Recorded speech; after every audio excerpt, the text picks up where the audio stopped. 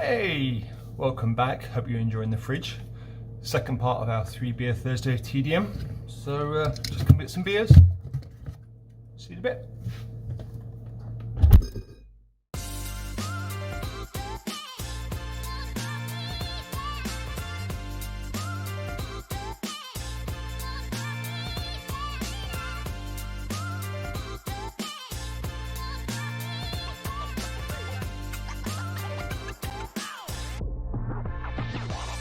Hey, craft beer fans, Rob here, BeerTengoku, with another 3 Beer Thursday for TDM 1874. And as you can see, we've gone for some of the limited edition beers. We've got the 1-hop Huell Melon, the Rye Rye My Darling, and an interesting one, their 1-hop Pekko, which is going to be fun for you to try, I reckon.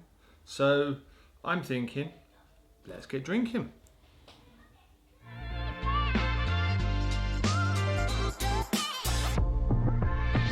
Here we have the 1-hop Huell Melon.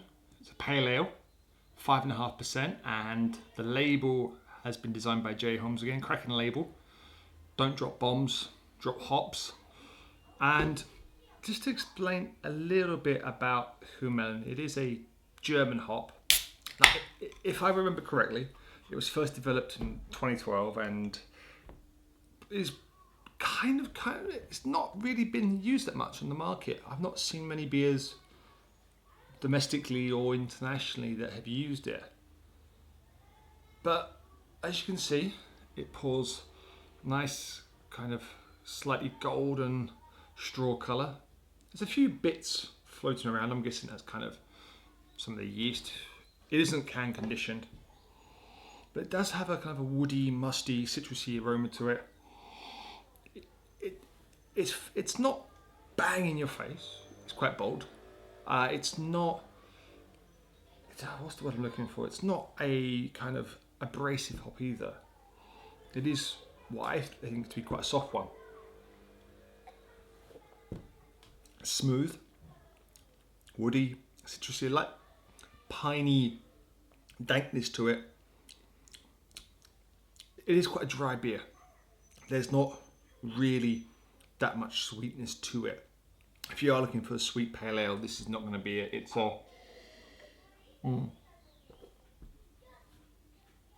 more pale ale, kind of dry, more American-esque. That dankness does lie slightly in the aftertaste, but reminds me a little bit of Cascade, a little bit of Chinook hops, which is never a bad thing in a pale ale.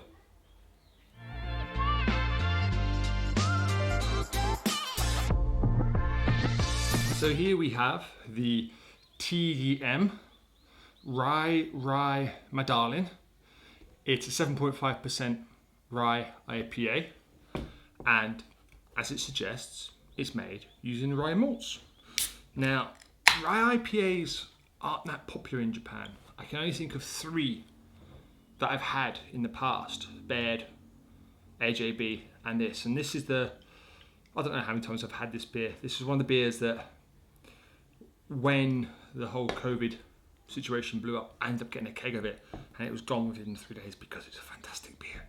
So I'm probably going to be a bit biased when I drink this, but the one thing I will say is that the canned version and the fresh version both have a nice peppery, spicy aroma to it. That's the rye, and it's a pretty strong peppery aroma to it. I mean, I don't even have to get my nose that much in now. I can smell it. But there's also a slight dankness to it with a little bit of citrus notes. This beer has warmed up a bit. You know, slight chill haze to it. Dark ruby red colour, a little bit brownness, but I just want to drink it. I can smell it, and I'm forgetting to show you what the beer looks like, but it just smells great. And the taste, peppery, slight dank pininess to it. A little bit of citrus going on in the end. 7.5%, you can just get a little bit of booziness in there. It is something that isn't quite noticeable in the aroma, but in the body it's there. But if you like your rye, you like it bitter, you like this. There's just no two ways about it. I mean, if I can drink a keg and a few cans of this and a few pints, so can you.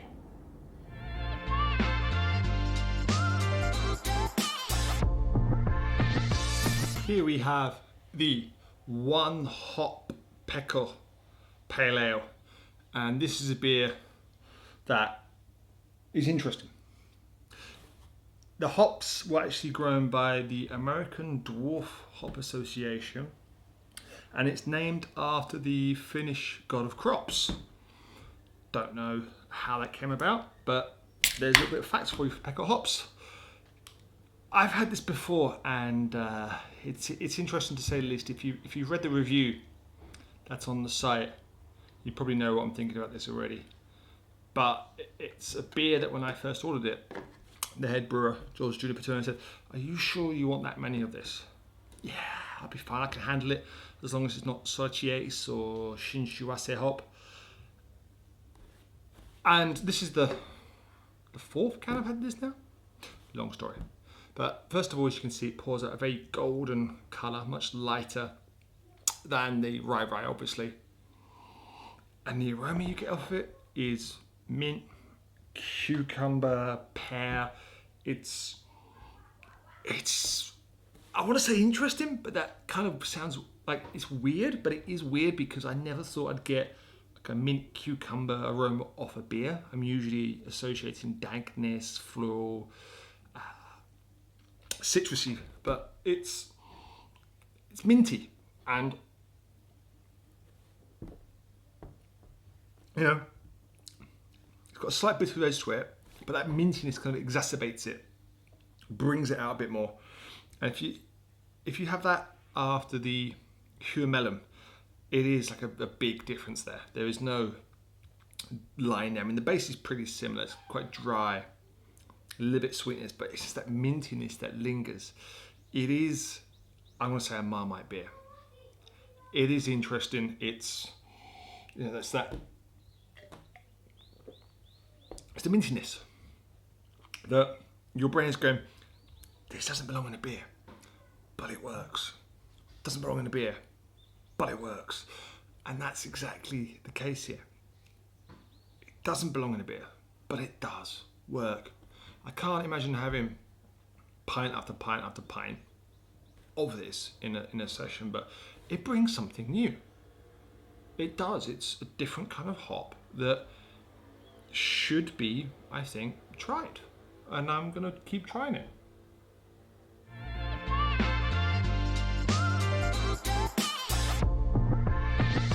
Here we have the roundup for this second part of the 3 Beer Thursday from TDM 1874. And it really is, looking at these three, I think, going to be easy for you to guess my 3, 2, 1. And without wanting to beat around the bush too much, my number 3, I reckon, for this series is going to be the Pekko.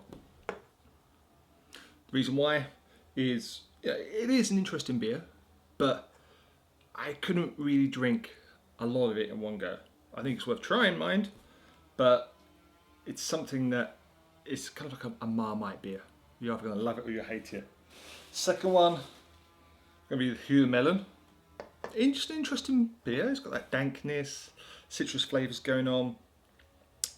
I prefer it because of the slight evolution of the flavours. They do slightly change, but it's easy for you to know what my number 1 is. It's the Rye Rye My Darling. You know, that's a banging rye IPA. It's spicy, it's peppery, it's got some citrus and woody notes going on. And you know, if I can drink 12, 13 litres of beer and still want more of it, you know I like it.